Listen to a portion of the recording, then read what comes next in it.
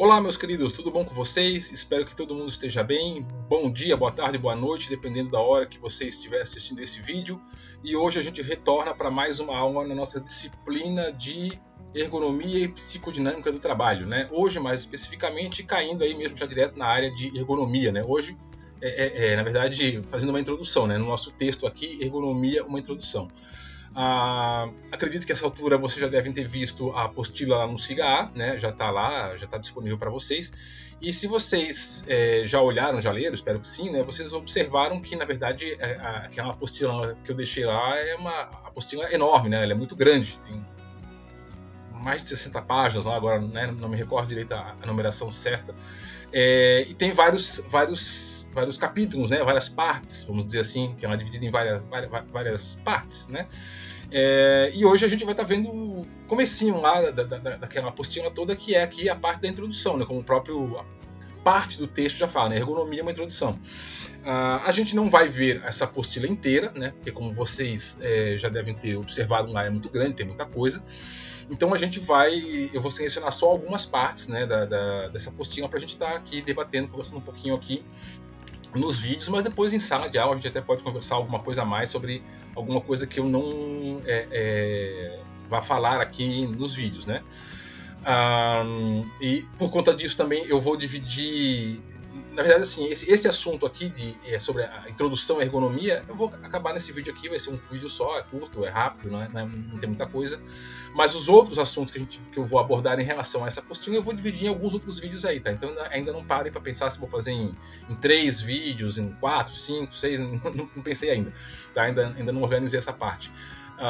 Mas por hora, então, só para vocês entenderem que vão ter vários vídeos, né, falando sobre essa apostila aí, mas a gente não vai abarcar a apostila toda, né, porque ela é bastante coisa, bastante conteúdo lá e a gente não tem tempo, né, almas suficientes para ver tudo.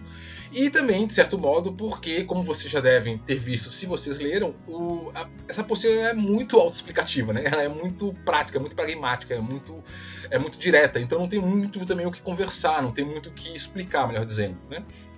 Conversar até tem bastante coisa, sempre dá para falar sobre, né? Mas assim, algo que ser explicado, vocês vão ver que essa parte de ergonomia ela não requer grandes aprofundamentos ou interpretações. Ela é o que está ali. O texto é direto, ele é prático, né? ele é objetivo. Então, basicamente, eu estou também só aqui para os vídeos para não ficar uma coisa muito pesada, muito grande. Né? Eu vou trazer só o que é mais pontual, só o que é mais assim, fundamental ali no texto e a gente vai estar colocando aqui. Vocês vão ver que é muito direto, né? É muito fácil de ser entendido o que está lá. Então, por isso também que eu não vou me ater muito a todo o conteúdo lá da apostila, tá bom? Bom, dito isso, vamos passar para o vídeo aqui então, vamos passar, né, para começar a falar um pouquinho sobre isso, né, sobre o que é ergonomia. Então vamos começar aqui por uma introdução para começar a entender como que surgiu isso que a gente chama de ergonomia, o que especificamente isso significa, né? Um golinho d'água aqui. Bom, então a gente pode começar perguntando aí sobre o que é ergonomia, né? E como está lá no texto, né, eu até separei aqui uma parte, desde os tempos da caverna, a ergonomia já existia e era aplicada. Então, a ergonomia ela não é uma coisa que foi inventada agora, né? Ela está caminhando junto com a humanidade desde que a humanidade virou humanidade, tá? Ela só efetivamente vai ganhar um corpo de uma disciplina aí, né, mais especificamente aí pós Segunda Guerra Mundial, como a gente vai ver ainda nesse vídeo aqui, mas assim, ela sempre teve junto com o ser humano, né?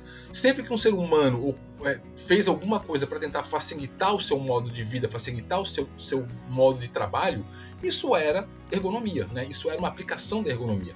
Como está aqui, né? Quando se colocava uma pedra em um pedaço de madeira para fazer um machado, ou se usava uma alavanca para rolar um tronco, isso já era ergonomia. Então aqui como está o desenho aqui desse machado de pedra, né?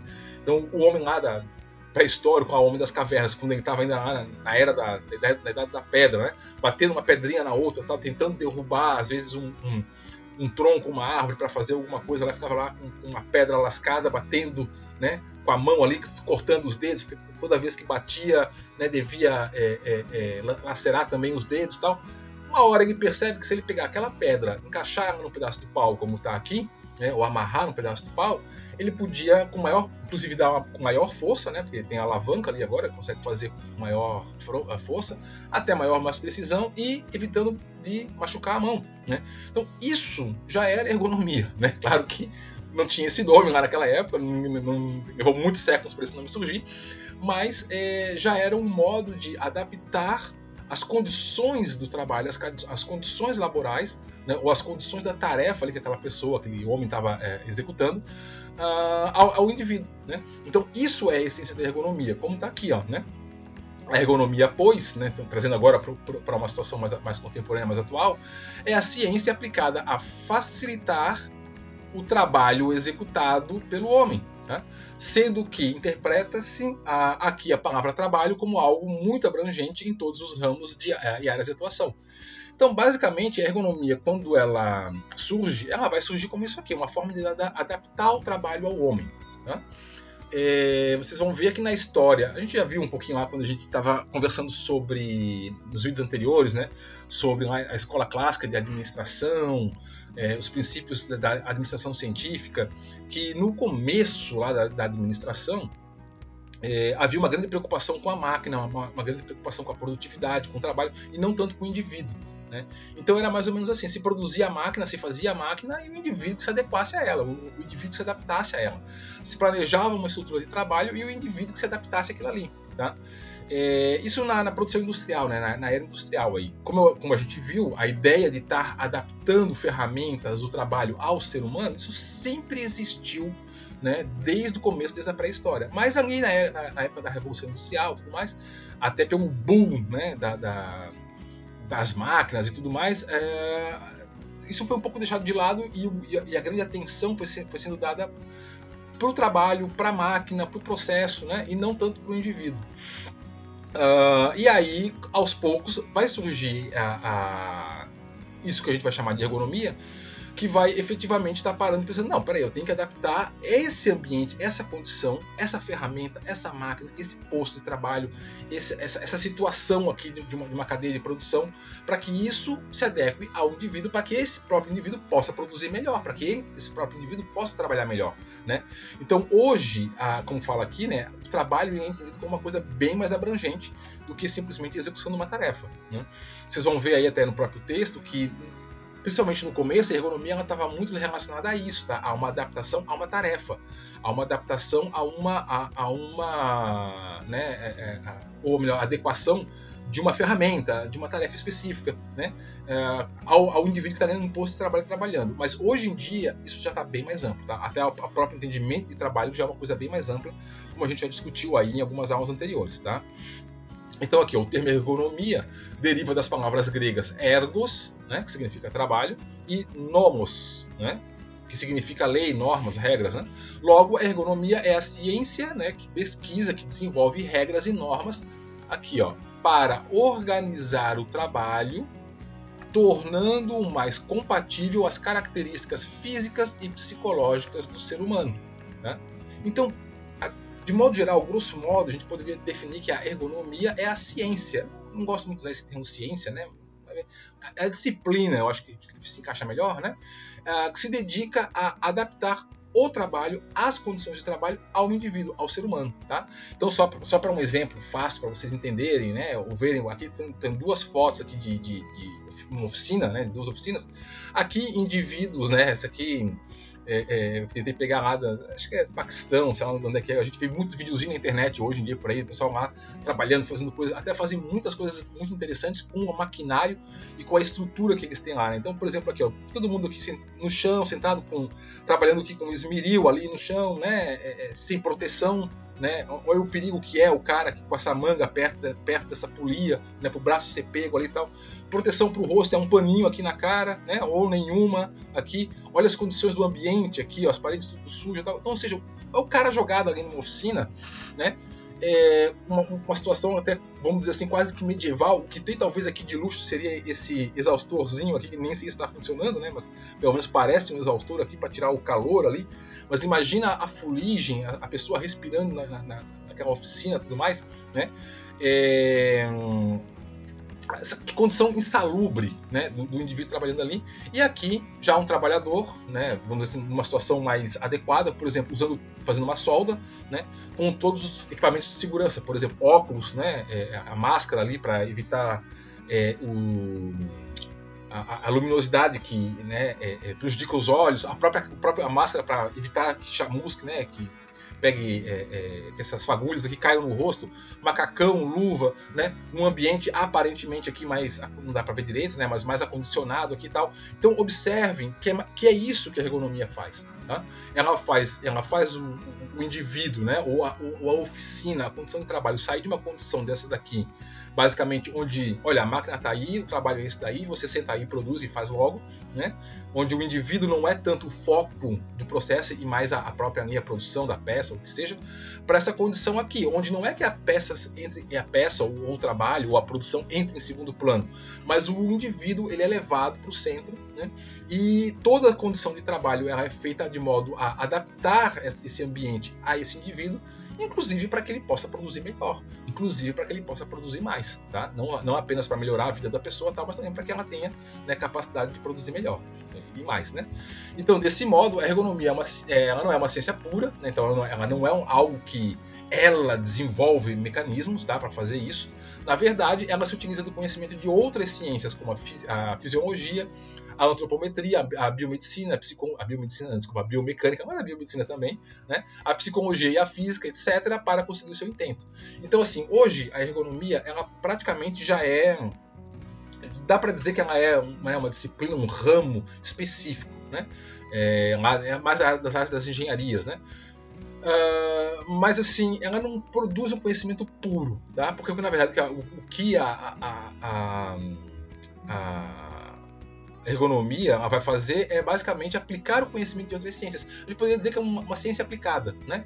Ela vai aplicar o conhecimento produzido pela física, o conhecimento produzido pela fisiologia, o conhecimento produzido pela psicologia, né? Para que esses conhecimentos sejam aplicados numa situação de trabalho e aí efetivamente, né, adaptado àquele ambiente, àquela situação, aquele posto, aquela ferramenta ou aquela máquina ou o que seja ao indivíduo, né? Então ela produz conhecimento sim, né, dentro do escopo aí dela, mas basicamente ela utiliza conhecimentos vindos de outras áreas, tá?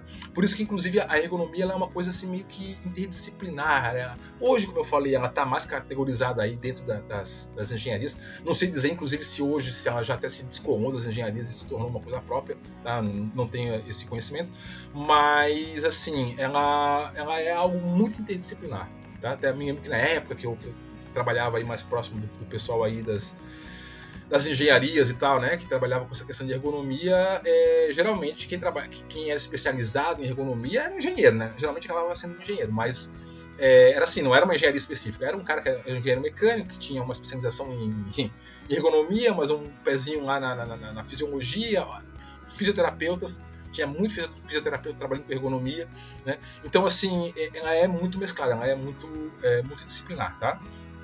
Porém, oficialmente, né, vamos dizer assim, mas quando que surge isso que a gente vai chamar hoje, que a gente vai entender hoje por ergonomia? Já entendi que ela existe desde que o mundo é mundo, né? Desde quando das cavernas ela pegou um pedaço de pedra, adaptou uma alavanca e fez um machado, isso já era uma aplicação ergonômica ali, né, de uma ferramenta. Mas quando que isso começa a surgir efetivamente com esse nome, com esse entendimento, como uma disciplina como a gente vê hoje? Então aqui, ó, oficialmente a ergonomia ela vai surgir no ano de 1949, ou seja, no pós-guerra, após a Segunda Guerra Mundial, tá? Em decorrência da Segunda Guerra Mundial, como está aqui, quando, por conta da urgência da guerra, muitos equipamentos militares foram produzidos sem levar em conta as condições dos sujeitos que iriam operá-los, provocando assim muitos acidentes e mortes. Ora, o que aconteceu? Né? Vocês imaginam a época da Segunda Guerra Mundial? Tinha uma guerra, né, rolando solto no mundo, uma guerra mundial, literalmente, né, o pau torando de quanto era lado. Não se tinha muito tempo para se ficar projetando máquinas ou projetando condições adequadas para a pessoa que iria usar essa máquina. O pau estava torando, então você tinha que produzir logo um tanque, produzir logo um avião, produzir logo um submarino, produzir logo um navio, e faz como dá e vai.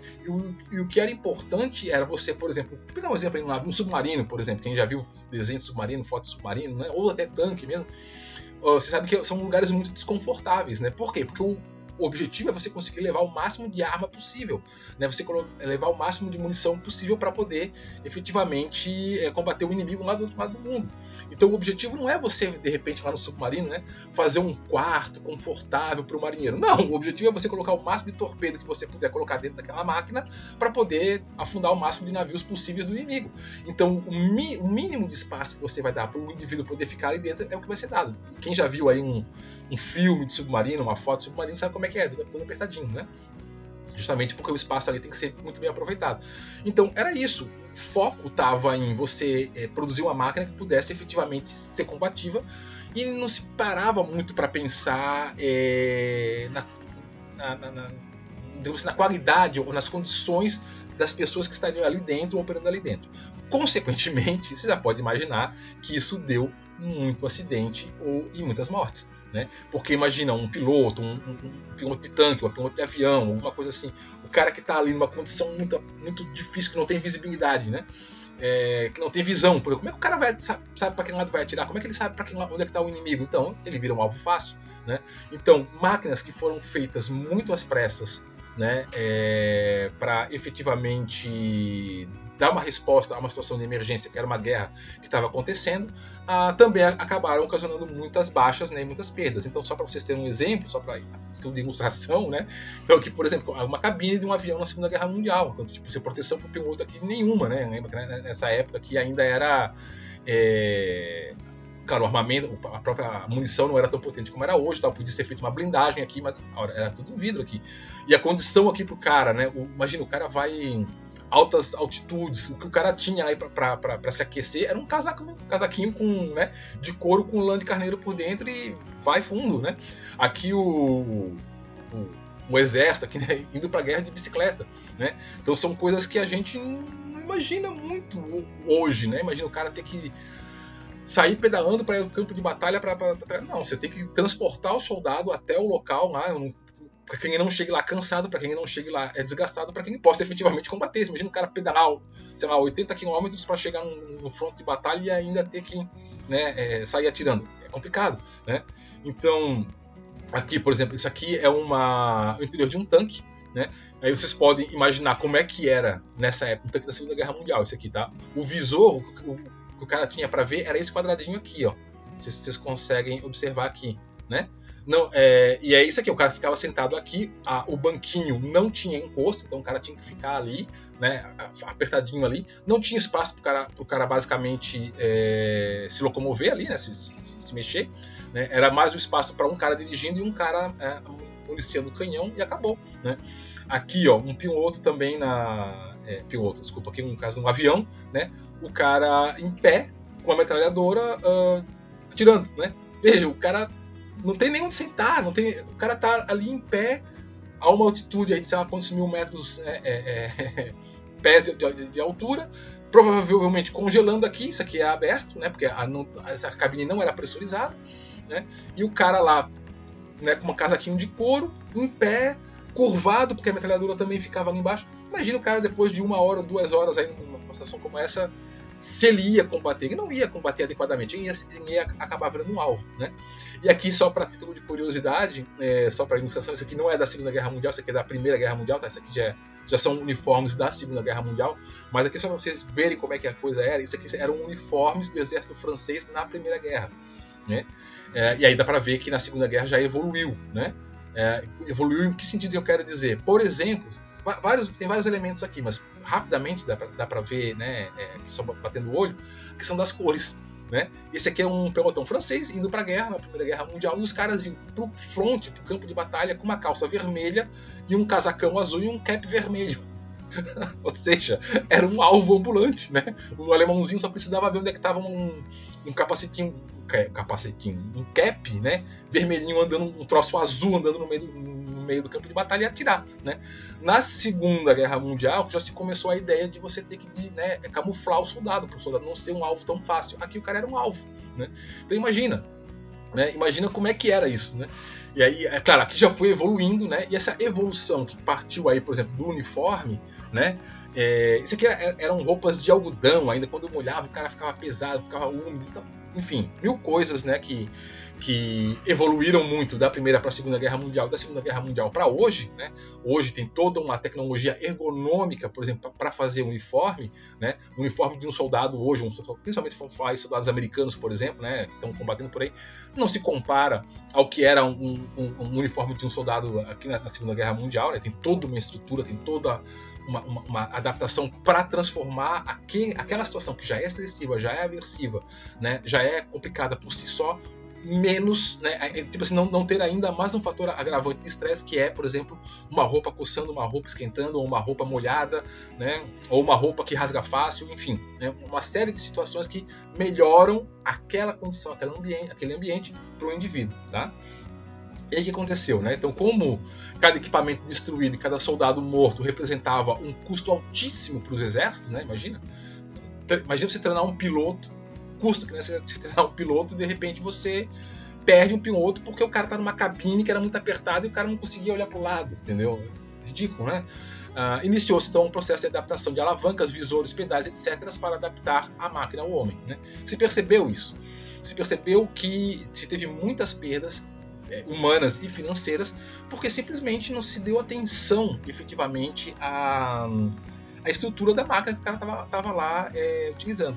Eu tentei achar para vocês aqui, eu não consegui achar a foto, mas eu vi há um tempo atrás eu vi um documentário naquele canal, eu até recomendo o canal aí, quem gosta de assuntos militares, o canal é Hoje no Mundo Militar, é um canal muito bom, quem se interessa pelo tema, né? Eu recomendo, sigam o cara lá, né?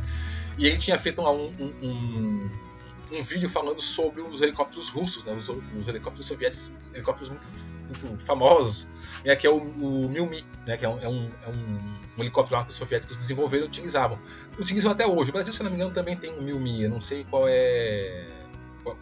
deles que é, né, que são vários tipos, né.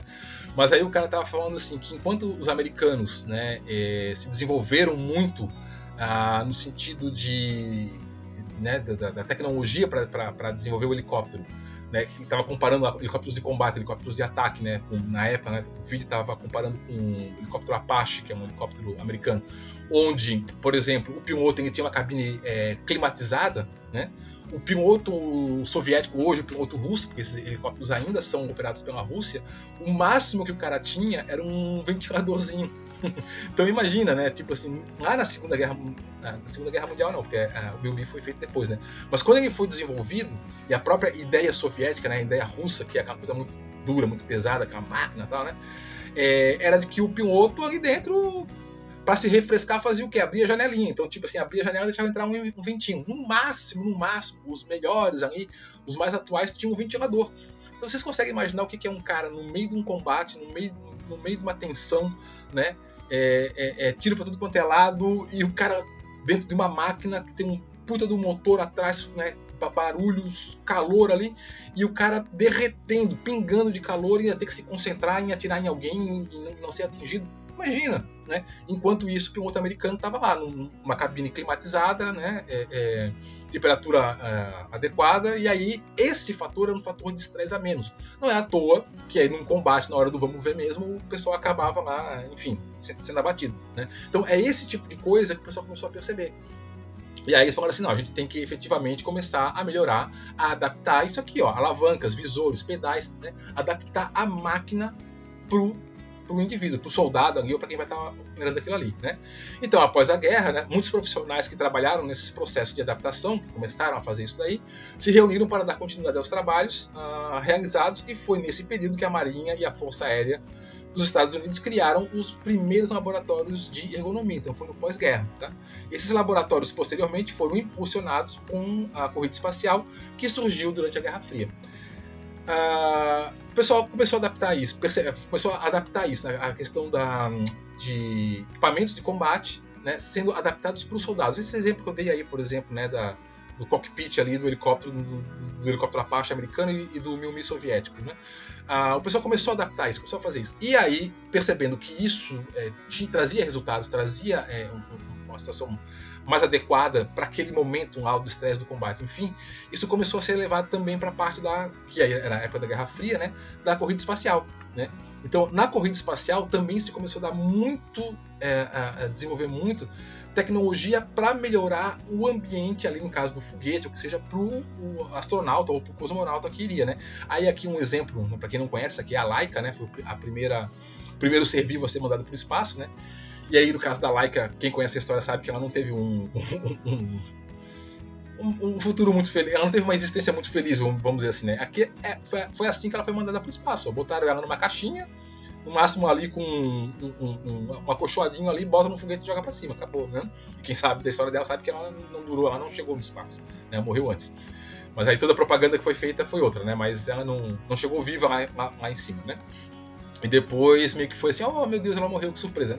Eu só sabia que ela não ia, né? Enfim, não ia aguentar a situação. Mas porque a Laika foi mais usada para uma questão quase que publicitária do que efetivamente científica, né? Mas foi aqui que o pessoal começou a dizer assim, cara, a gente tem que adaptar, tem que né, adequar esse ambiente, esse módulo onde o cara vai estar ali, porque senão o cara não chega lá vivo, né? E aí que se começou a fazer as adequações. Aqui a gente já tem, se não me engano, são fotos da Apollo 11, tá? Onde já tem uma estrutura melhor. Hoje a gente olha para isso aqui e já acha meio bizarro, né? Fio para tudo que é lado, o cara apertadinho ali e tal, né? A gente já olha isso aqui como uma coisa meio esquisita, mas para a época já era um grande avanço, né? Já foi feito muitas adaptações para efetivamente fazer com que aquela situação ali ficasse adequada no caso ali, para o astronauta, né?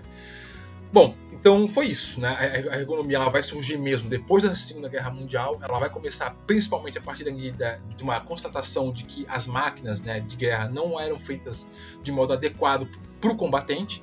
Então elas começaram a ser adaptadas para essa situação. Isso vai ser levado depois para a corrida espacial e aí depois para ir para a indústria é um passo, né? É um pulinho.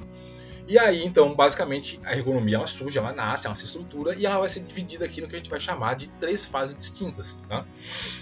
Ao longo do tempo aqui. Né? Então, na primeira fase, que é referente à preocupação com as dimensões de objetos, né, ferramentas, painéis de controle, dos postos de trabalho usados por operários. Basicamente, tá? A ergonomia ela vai começar mesmo com essa questão aqui, ó, de adaptação de ferramentas e objetos, tá? Basicamente aquilo ali.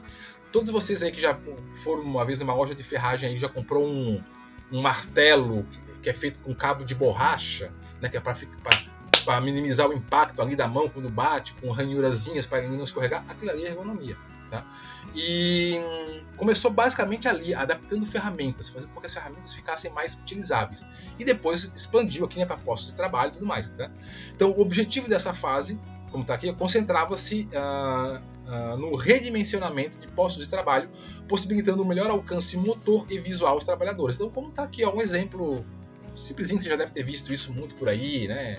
Em questões de vendas de cadeiras ergonômicas, teclados ergonômicos, tudo mais. Tá? Isso aqui, né? O cara numa situação inadequada, aqui, né? Cadeira inadequada, postura inadequada, um monitor numa altura inadequada, tudo mais, a cadeira na altura inadequada também, e uma postura correta aqui, né? Um posto de trabalho correto, uma cadeira com encosto, com apoio para o braço, numa altura ideal, que a perna fique aqui dobrada, aqui teria que ter um descansozinho para os pés, a tela num ângulo adequado para a visão, enfim, né?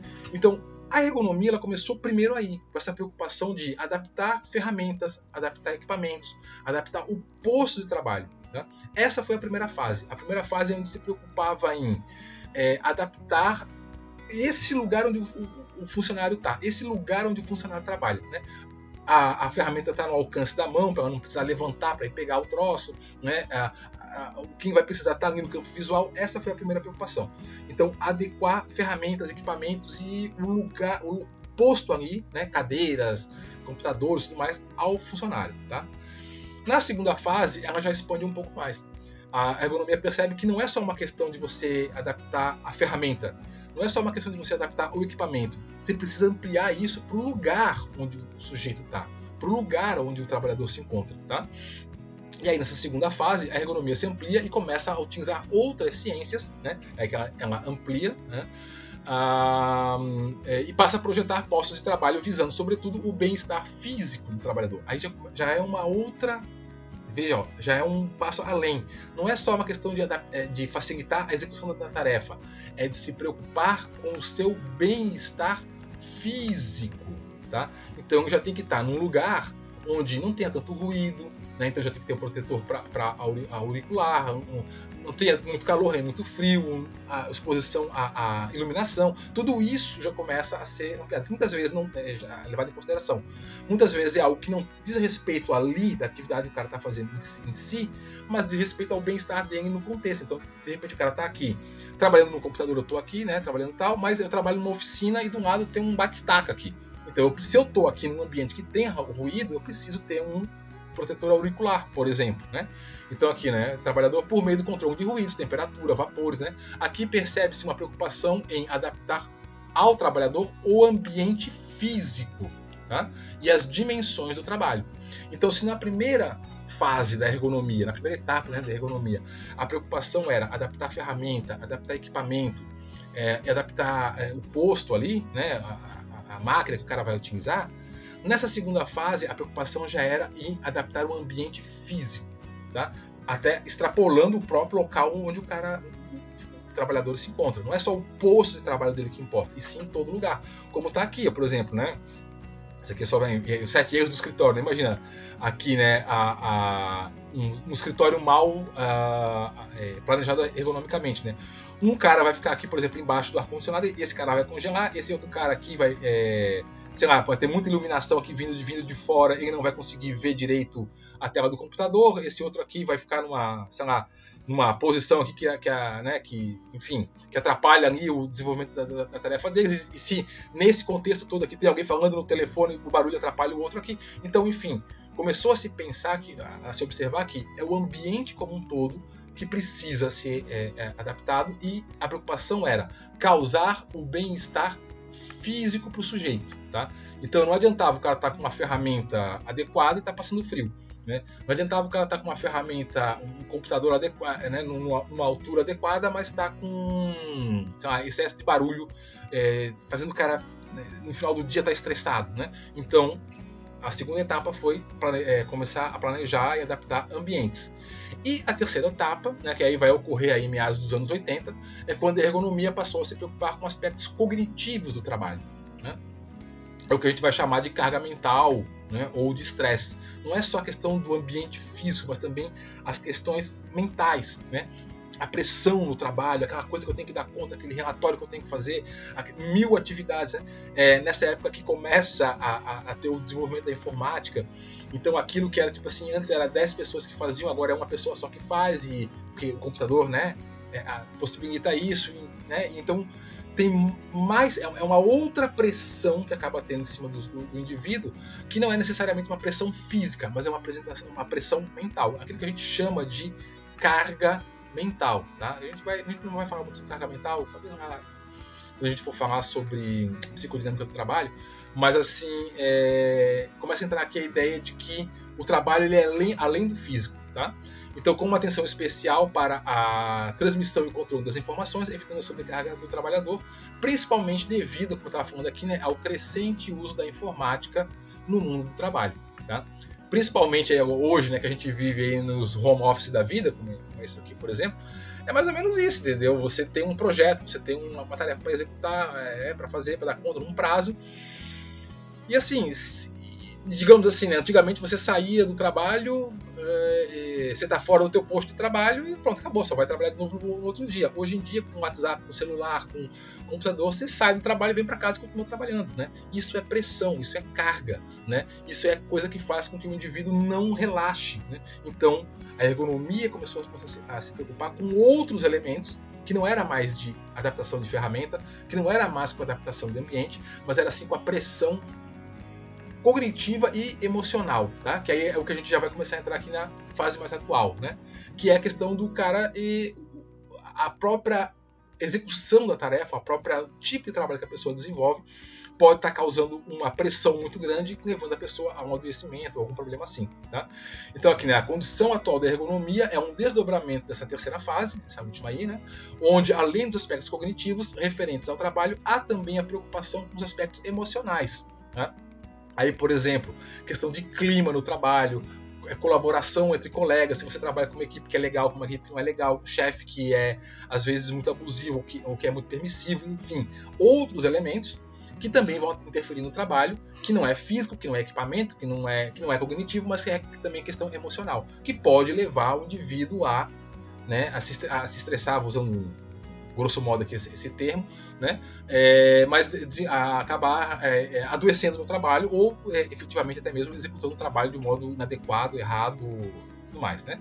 Então, assim, a ergonomia se aproximou da psicopatologia do trabalho e da análise cognitiva do trabalho. Tá? Então, esse é o momento atual que a gente está hoje. Hoje, a ergonomia, não que ela não vá hoje se preocupar ainda, né, com adaptação de posto de trabalho, com adaptação de ferramenta, adaptação de equipamento, sobre frio, calor, ruído, barulho, tudo isso continua existindo. Tá? Mas, além disso, ainda hoje agora existe a preocupação sobre a pressão mental, a carga mental sobre o trabalhador, para quem trabalha com o que o indivíduo realiza, e a pressão emocional, tá? Tipo o clima organizacional, a estrutura das relações de trabalho, a estrutura das relações interpessoais, né, que o indivíduo tem lá no trabalho, questões até salariais, né, que às vezes o dinheiro que o cara ganha ali não é suficiente, o cara não está se adequando ali, pensa com a cabeça ali, porque está com a cabeça em ter que pagar as contas. Então se ampliou muito, tá, a ideia de campo de intervenção de atuação de ergonomia, tá? Como a própria ideia do trabalho, né? Sempre se ampliou cada vez mais, certo, gente? Então acho que deu para compreender mais ou menos aí essa evolução. Deixa eu ver que horas são, tá mais ou menos dentro do prazo. Então é isso, tá? Então por hora a gente fica por aqui.